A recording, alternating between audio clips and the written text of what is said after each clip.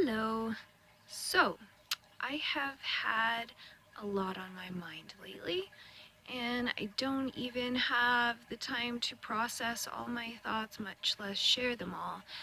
But I've been down this particular road of thought, and I felt the desire to share.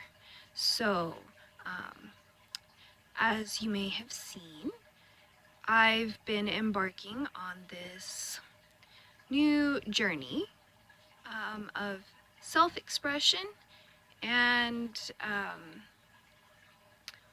self-expression and perhaps more than that, but it's hard to define. So along this journey into expression and authenticity, it has been part of my process of breaking down all these old walls, barriers, patterns, belief systems, so that basically you are unbecoming everything that you are not until you are left with the real you again.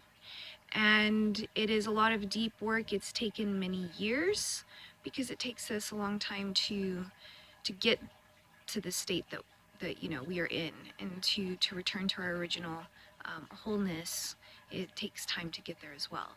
So it's been a very long journey, so it's hard to summarize, I suppose. At any rate, this process involves reclaiming parts of yourself that you have rejected, denied, and disowned, forgotten about. I mean, because we all have these different aspects or personalities or characters within us, and it's it becomes this way due to the process of socialization and fragmentation that we go through. So we're trying to, we have these splits within us, and so we have to merge all these split parts and put the puzzle of ourselves back together. And that it's a long, complicated process. We're all like a million different parts.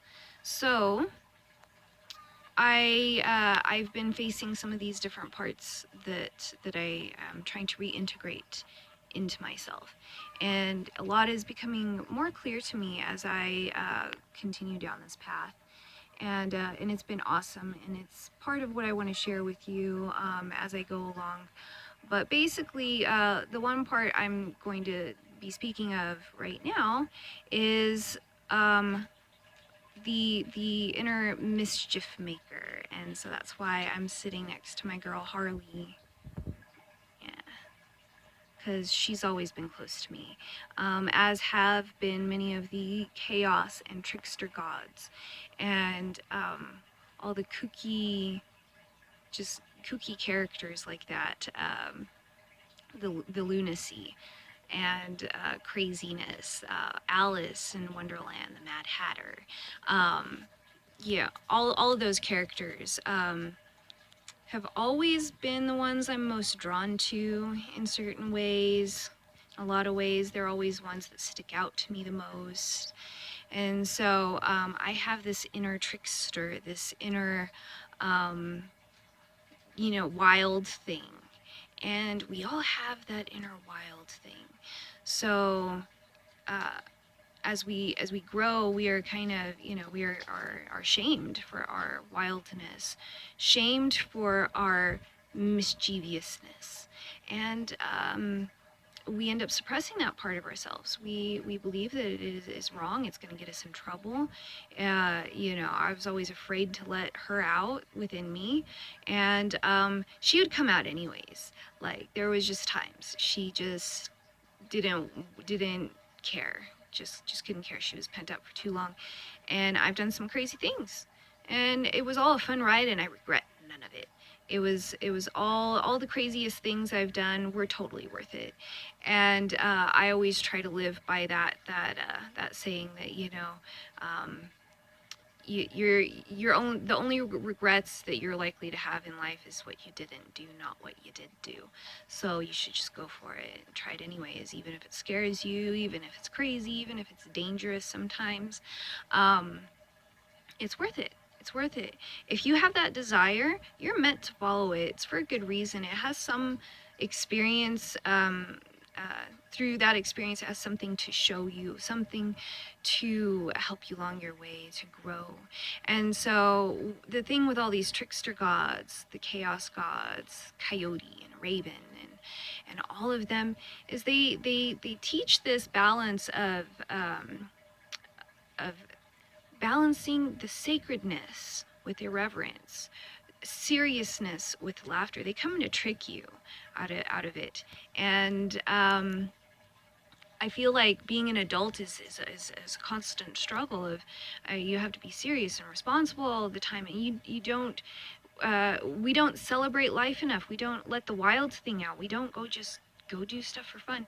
And if you do go out and be a little bit wild or party or something, then you're labeled as, like the crazy one, or the party person. I don't know. I'm just saying that there's so many different types of stigmas, and you can go down that rabbit hole for a long time. But just having those stigmas in our society is limiting. Whether and they're going to affect everyone differently. Some people don't give a shit, obviously. Some of us do, even if we don't want to. Some of us are way uptight. So but yeah, we got to be more aware of those things so that we can not hold ourselves back so much, because I know I've held myself back. I think we all hold ourselves back more than anything else. It's our own self, our own inner constructs, thanks to society and this culture. But we got to change it, so we got to talk about it. That's why I'm here. And so I realized, and this is the thing that I guess I sort of kind of realized when I was thinking about all of this, is that your mischievous self, your inner mischief maker. What is mischief anyways? We think it's bad, and I think that's why I was afraid to let it out, is because I had this inner sensation that it was bad, because mischief just causes trouble for yourself, for others. Nothing good comes out of mischief, or I don't know, stuff like that. But then I was like, no, like, how do I actually feel when I'm being mischievous, when I think I'm getting myself into trouble, when I'm thinking I'm doing something I really shouldn't do? You know, what am I feeling? What, I'm just feeling playful. That's what I'm feeling. I'm like, no, mischievousness is just this inner wild playfulness. It is that aspect of, I think, spontaneity as well. Being able to be spontaneous and just to be kind of wild and in the moment, and not holding back, and just being kind of crazy and kooky. But it is an important aspect of self-expression, because that energy lies within us. It is a part of who we are as people. We are animals, right? We're flesh and blood, and we have this natural, like, playfulness, and that's part of the inner child too, isn't it? It's that inner child that just, like, runs and laughs and plays a prank, and and teases, and or it flirts, because there's the erotic side of it too, isn't there? And we want to be playful and mischievous, and we want to flirt and to play with people. But that's all it is. It's we're wanting to play. I feel like we have built this construction of our perception of mischievousness as say, paired with more the dark or the evil or something along those lines. Yeah, I start thinking about all the religious folks out there, and their sin, like, you have to be a certain way, and that is not the case. That is not the case at all. It is actually this innocence. I feel like it's an innocent playfulness that comes out. It doesn't actually mean anyone any harm. It's just wanting to have fun. And so why aren't we letting that out? We need to let that out. That's it's one of those things, I think, that makes life worth living, is allowing yourself to go have fun for the fuck of it, to go be playful, go try new experiences, go metaphorically, like dive off the cliff into the ocean, or if you want to do that literally, because I don't, but you know, I was trying to come up with a on the spot metaphor.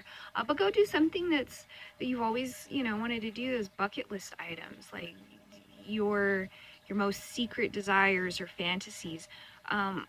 You know, if they are within the realm of your possibility, and if you have them, then they are. Uh, why not take a risk and follow those? What do you truly have to lose by following your desires? Your desires are dear to you. They're uh, you know, I feel like following your desires, even if it leads you down dark alleys sometimes, so to speak, into the unknown, into maybe risky territory. Uh, and even maybe if trying some of those things wasn't what you thought it was going to be, at least you tried them and you don't have that what if in your head. And you don't have any regrets. And no matter what, that experience is going to teach you something valuable, and it is going to further light your way, light your path. So, oh, that, you know, I thought I wanted that, I didn't want that, but it showed you what you do want. So it's like, oh, okay, I see now that what I actually want is that over there. And then you can go in that direction. But if you didn't ever try this other desire, would you ever have, you know, found the right direction? You may have. Maybe it would have took longer, maybe something else, I don't know. But yeah, I should probably I keep trying to keep videos short, and I'm bad at that. But anyways, thank you for listening to me ramble here today.